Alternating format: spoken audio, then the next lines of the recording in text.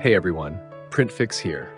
In this video, I'm going to show you the correct and safe way to remove the scanner unit from Epson EcoTank printers. Before we start, make sure the printer is completely powered off.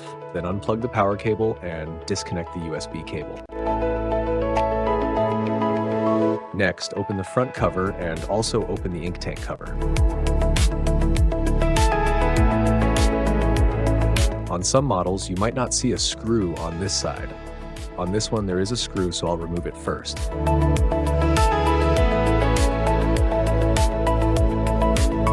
If your printer doesn't have a screw here, you can just lift the scanner unit like this. Now we need to release this part right here. You can use a pen or any similar tool.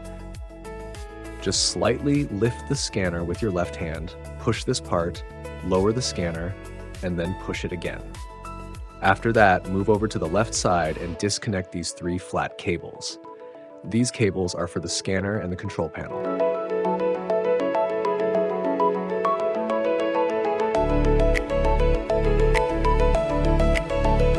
To remove the scanner unit, slide it to the left like this, and then lift it up. And that's it, the scanner is now removed. If this video helped you out, don't forget to like and subscribe for more printer repair tips. Thanks for watching and happy printing.